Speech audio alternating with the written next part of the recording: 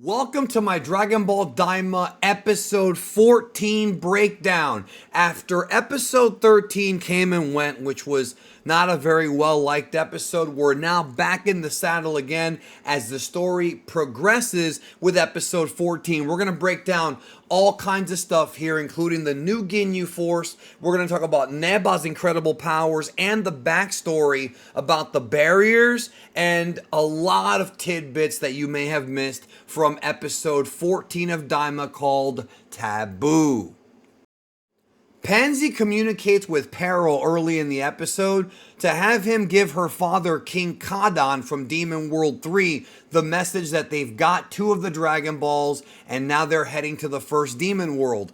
I think this will tie into something later only because this scene I don't think was put here on accident. I think that her losing her cell phone to the Kraken is going to break a communication between the third Demon World and the first one, and there may end up being a much bigger conflict between the 2 demon realms coming up in Dragon Ball Daima in the upcoming episodes. Peril actually informs her that the King Kadan himself went to go steal a plane to go to the first demon world. So it sounds like he's going to be a part of the big climactic battle coming up near the last few episodes of Daima. And that's something that I think many of us were not expecting, including myself. I wasn't sure if we'd see him again, especially when it comes to combat, but that is interesting. Perhaps he thinks that Goku will defeat Goma, overthrowing him so that he can become the grand king of all 3 demon worlds,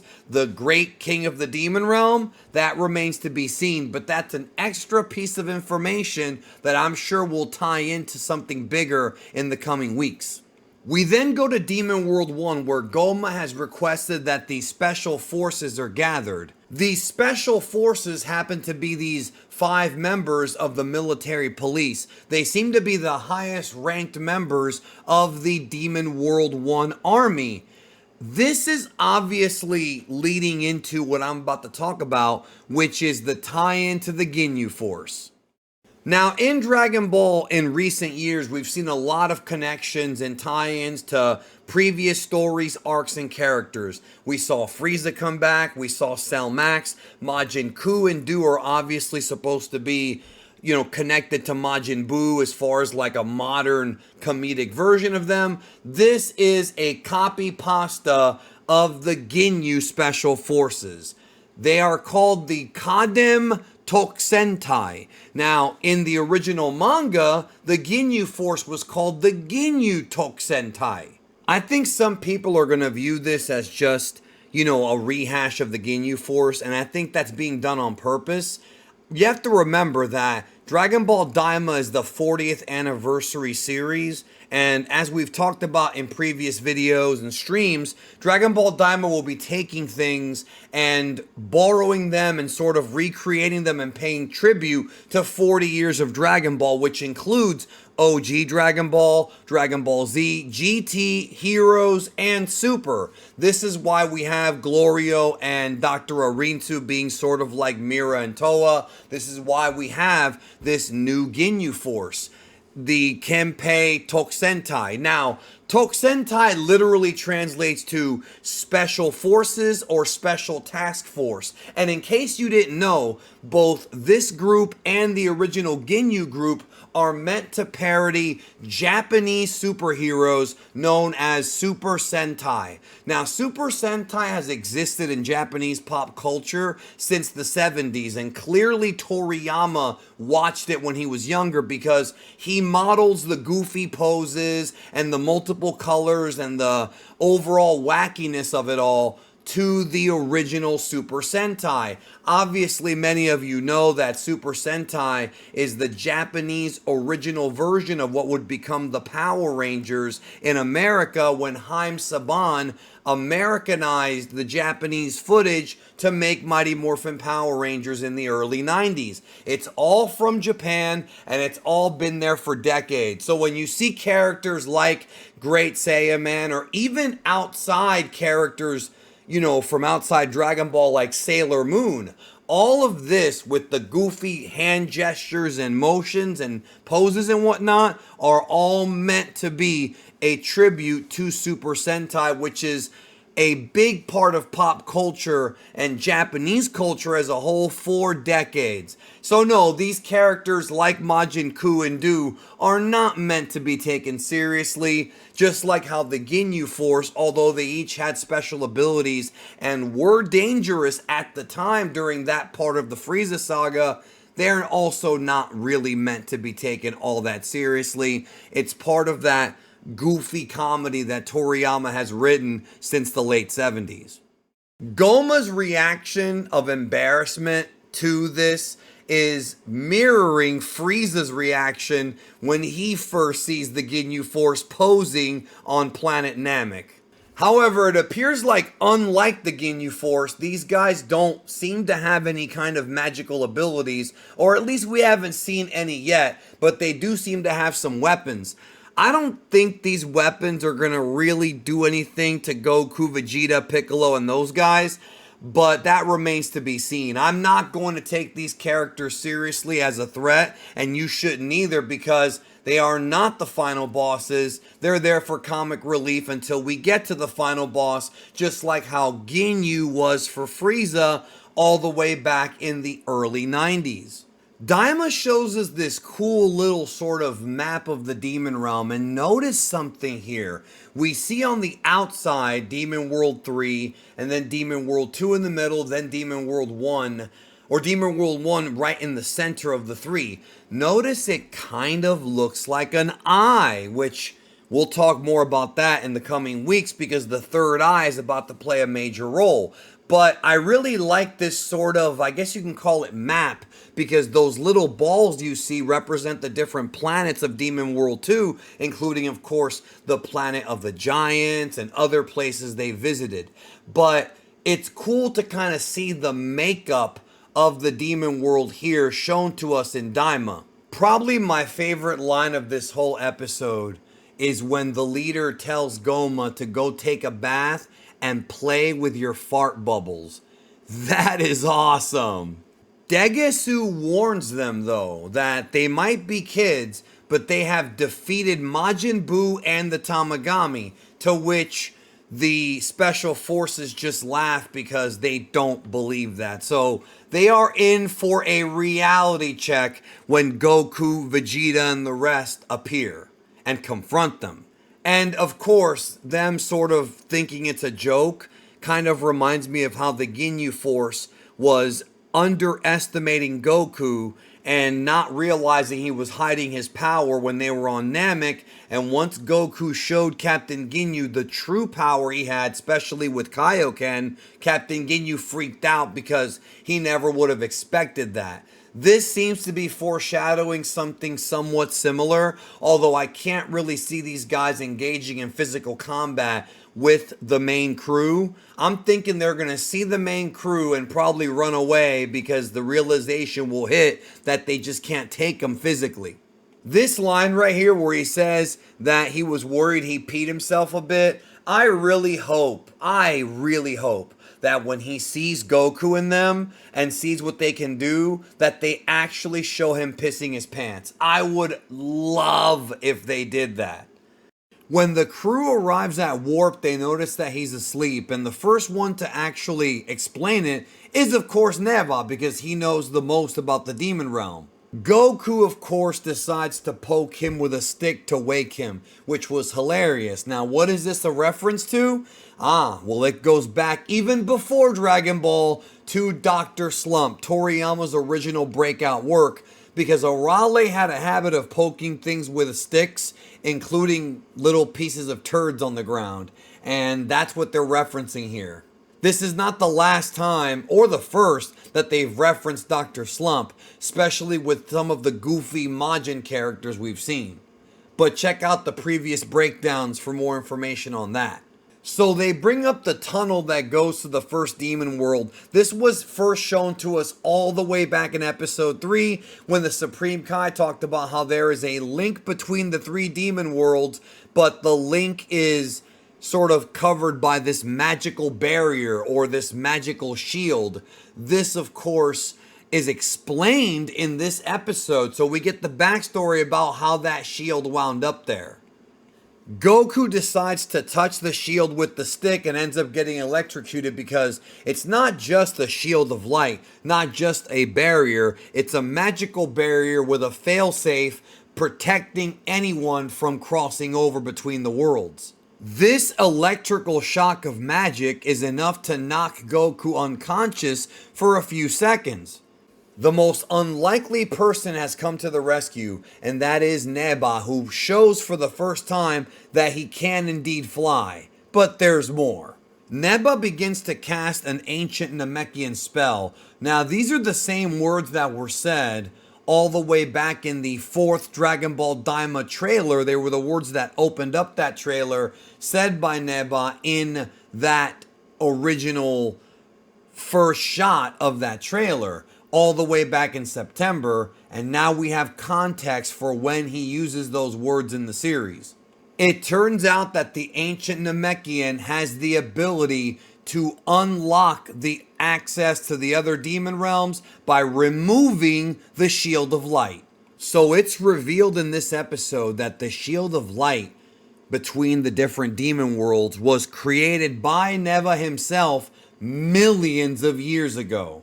We then get a very interesting backstory, interesting lore, probably the most interesting in this episode, and that is we go back to a time when the second demon world, which is the home of the Glins and the Namekians, was in chaos. He explains that with the access to the 3 demon worlds being open, there were ruffians that would come into second demon world from the 3rd one and cause problems, as well as arrogant people from the 1st demon world. So he felt that he had to segregate the demon worlds to protect the Namekians and Glins from, well, these other guys.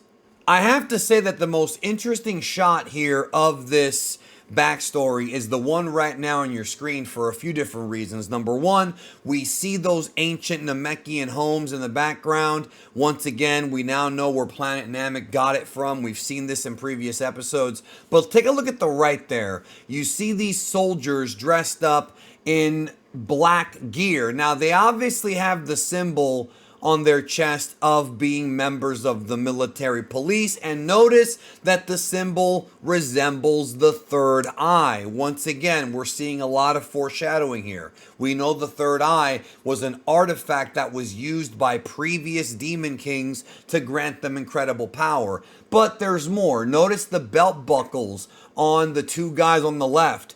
Very reminiscent of Dabura. I wonder what that could mean. I think you can figure that one out on your own. But then look at the other 2 on the right. First of all, the one in the middle there, the female looking one, doesn't that kind of remind you of the Grand Priest? Now that begs the question, does this mean that the Grand Priest, aka the Grand Minister, which is the number 2 in command behind Zeno in Dragon Ball Super, do you think that maybe he is a Glind? Could it be that he, because he does somewhat look like a Kai, was actually a Glind from the demon realm? And if so, how did he become the Grand Priest? I really hope we get that backstory someday. A lot of people seem to believe that the reason as to why Dragon Ball Super has been on such a long hiatus is because they're waiting for the Daima story to conclude, so that way they can tell a new story that involves the characters, locations, and lore introduced in Daima. And that is very possible. I've talked in the past in previous videos and streams about how I was told that Daima's adventure, the story of Daima, would tie into something in Dragon Ball Super in the future. This was, however, before the passing of Toriyama, and thus I don't know what the future holds, so I'm kind of waiting to see, but that would make sense. Also, notice the character on the right there with the red coat. This would tell me that because he's wearing the red coat, he's probably the leader of these first Demon World military police guys, and there seems to be a military rank. But notice that the Grand Priest looking character, look at what she's wearing, or he. notice it looks kind of like what Merge Zamasu looked like. And we know that, again, Merge Zamasu was a Glind. Well, Zamasu, the original one, is a Glind. Therefore, the clues about the the Grand Minister, not the Supreme Kai, the Grand Minister being a Glind really, really seem plausible. As far as the character on the right there goes, he could be a leader. Now, these military uniforms, you could say they're modeled from the Imperial uniforms from Star Wars, but really a lot of Star Wars iconography, especially with the original trilogy, is borrowed from World War II, specifically the German army, the Nazis. And there have been tons of armies throughout history that have worn uniforms like this. Black ones or very, very dark green ones. This is just following suit. And like I said before, Toriyama is a huge history nut, especially when it comes to wars and things like that. So it wouldn't surprise me if he borrowed that, considering the Red Ribbon Army saga and a lot of the characters in that arc are directly inspired from World War II characters. If you want to learn more about that, watch my Red Ribbon Army Explained video where I go into explicit detail on every single member of the Red Ribbon Army and where, well, the generals anyways, and not the grunts, and where Toriyama got the inspiration from. Neba explains that this is one of the big reasons as to why the Namekians left for the outside world. Piccolo talks about this in episode 2 of Daima because the Namekians didn't like being ruled by others, so presumably they're specifically talking about this military from Demon World 1. So after Neva put up these shields to block off everybody, that's when Warp was put there. Now, we don't know exactly who it was that put Warp there. Maybe that'll be revealed later on. Piccolo acknowledges Neba as being a legend for what he's done. And he does seem to be the most powerful Namekian we've ever seen as far as magic ability goes. He seems to blow away Kami and even the Grand Elder of Namek. One of the Easter eggs that was very hard to spot, because it's only in one frame, is the name of the convenience store in the Demon Realm. It's called Go Mart, a market named after Goma. Once again, the letters are basically Japanese katakana, but backwards, and that's how you're able to kind of translate them. They're mirrored, like we talked about all the way back in episode 4 of Daima.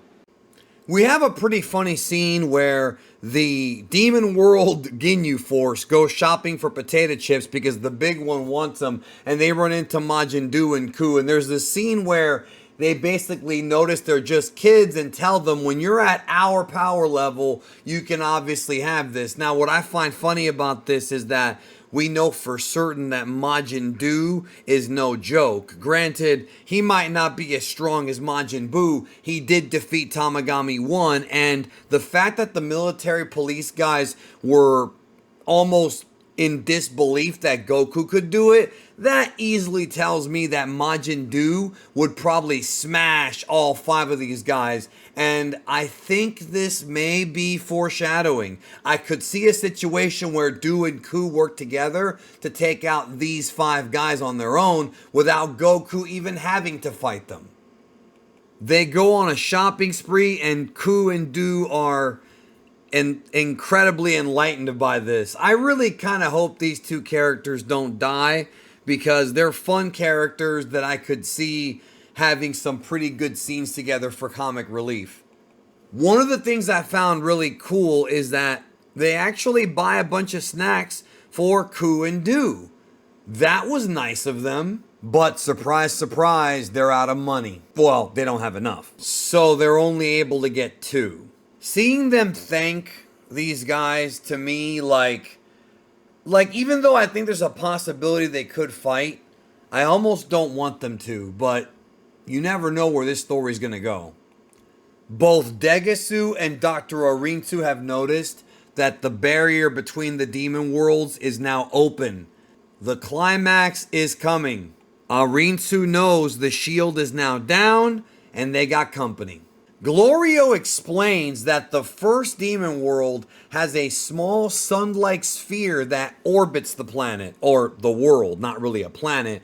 And this is very interesting because we talked about this in previous breakdowns, how Demon World 2 and 3 don't appear to have suns, but the first Demon World does have some kind of a sun-like sphere that keeps the place warm. Now, I do believe that this is somewhat modeled over the actual planet Earth, like in the real world, because in planet Earth, you've got these different layers like the crust and the core, and the closer you get to the core, the hotter it is. That's where I think they got the idea from. Now, the plan here is forget about the plane breaking down like it used to all the time. Of course, Glorio's the one behind that, I would assume. It seems the foreshadowing is there. Let's just ditch the plane and let's fly. So everybody leaves, and because Bulma's the only one that can't fly, Vegeta carries her, and Glorio has one of the Dragon Balls, and Hybis has the other one. The reason why I even bring this up is because we know that Glorio has, I guess you can say, sinister motives and plans on handing the balls over to Arinsu in the first Demon World. I really like this sort of skydiving scene where the whole crew is coming down, including Neba, coming down into Demon World 1, which has that rocky, reddish atmosphere or look to it. You know, it looks the most like hell, and it looks the most like maybe the center of a planet would look. However, the military police notice the plane crash, and so they know that something is up. Then they take a closer look with some binoculars and realize that there are people on the way down into the first demon world. Goma then quickly realizes that his worst nightmare has come true and that Goku is there. At this point, they do not know that it was Neba who actually helped them. So I wonder what that reaction's going to be. Warp has been shut down, but they found another way by breaking, of course, the tunnel shield. I will say this. People have been asking about Gohan, and they think that Gohan will appear near the end of the series. I don't know if that's going to happen, guys, because with the Demon Realm being the way it is now, with Warp being shut down, how is Gohan going to get there? I think too much has to happen, so at this point, I'm starting to believe that Gohan is probably not going to the Demon Realm and that we won't see him involved in the final conflict. Goma orders an attack on Goku's group immediately. So all the guards of the military police are there to blast at the crew. The final shot of the episode is absolutely beautiful as it shows Goku and the gang escaping from an army of not just military police guys on foot, but also in planes. So the final battle has finally begun. I really love how for the final shot, it actually faded out. This is something we'd see a lot in Dragon Ball and Z for the cliffhangers of the end of the episodes, and I'm happy they brought it back here for Daima.